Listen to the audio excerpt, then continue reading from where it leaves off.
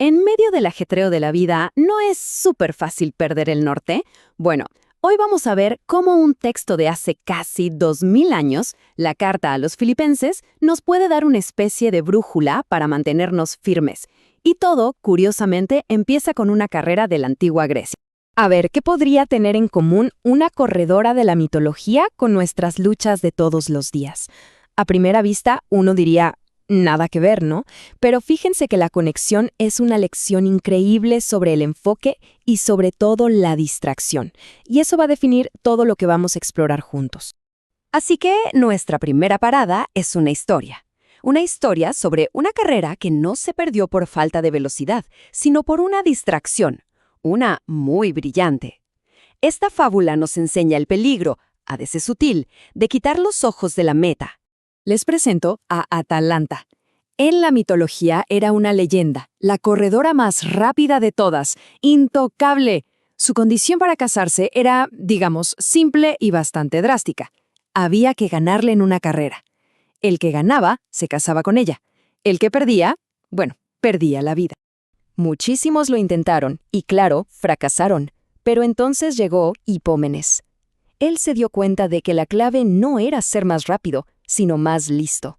Su arma secreta no estaba en sus piernas, sino en su bolsa. 3 manzanas de oro, pero tan brillantes que era imposible no mirarlas.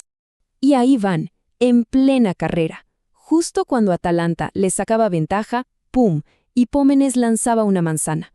Y ella, que no podía resistirse a ese brillo, se detenía. Solo un segundo. Pero un segundo, más otro, fue suficiente.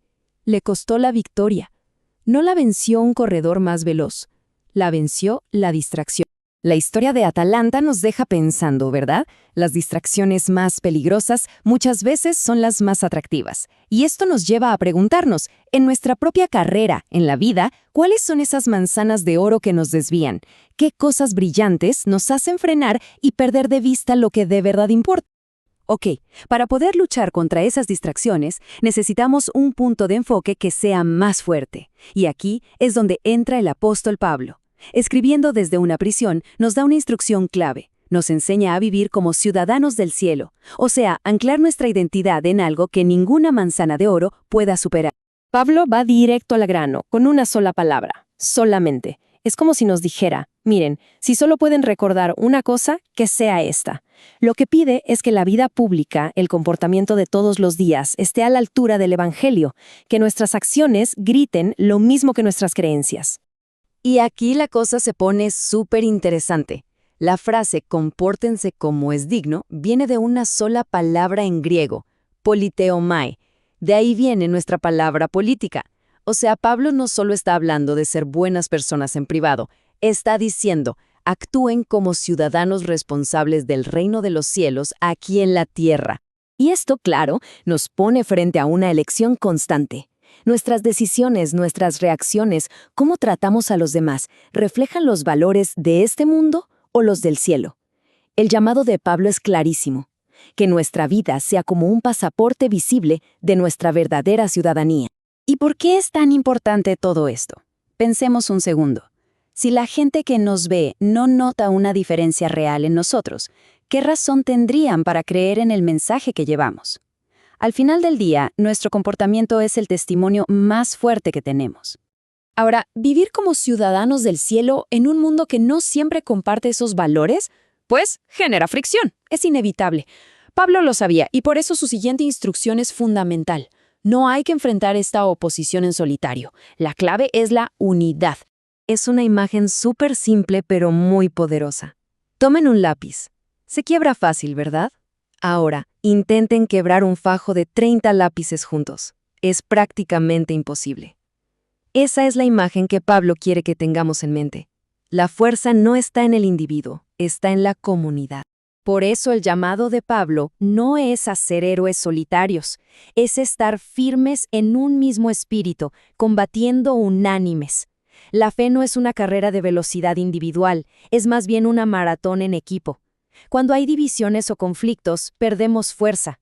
La unidad es nuestra mayor defensa. Y aquí es donde Pablo le da una vuelta de tuerca a cómo vemos la oposición. La presenta como una señal con un doble mensaje. Para el que se opone es como una bandera roja, una advertencia, pero para el que se mantiene firme es una confirmación, una prueba de que va por el camino correcto. Entender esto lo cambia todo. En lugar de reaccionar con enojo o amargura, esta perspectiva nos debería llevar a la compasión, a recordar lo que dijo Jesús en la cruz. Padre, perdónalos, porque no saben lo que hacen. Y llegamos al tema más difícil de todos, el sufrimiento. Aquí, Pablo nos presenta una de las ideas más radicales del cristianismo, que el sufrimiento, lejos de ser una maldición, puede llegar a ser un regalo. Sí, un regalo. La palabra clave aquí es concedido.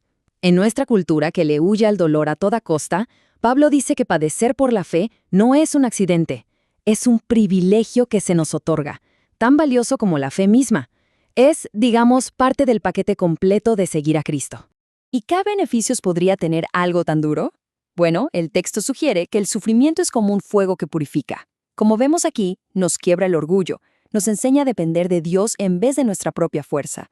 Y al final, fortalece nuestro testimonio de una manera que la vida cómoda jamás podría lograr. Para describir este conflicto, Pablo usa la palabra griega agón. De ahí viene nuestra palabra agonía, y es la misma palabra que se usa para describir la angustia de Cristo en Getsemaní.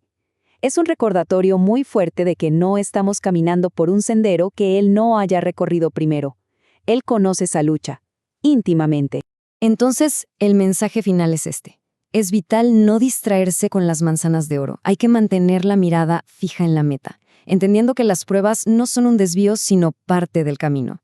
Y lo más importante es recordar que esta carrera no se corre en soledad. Se avanza en comunidad, sostenidos por aquel que ya cruzó la meta por todos nosotros. Así que la pregunta que nos queda es, ¿qué manzana de oro necesitamos soltar hoy para seguir corriendo firmes?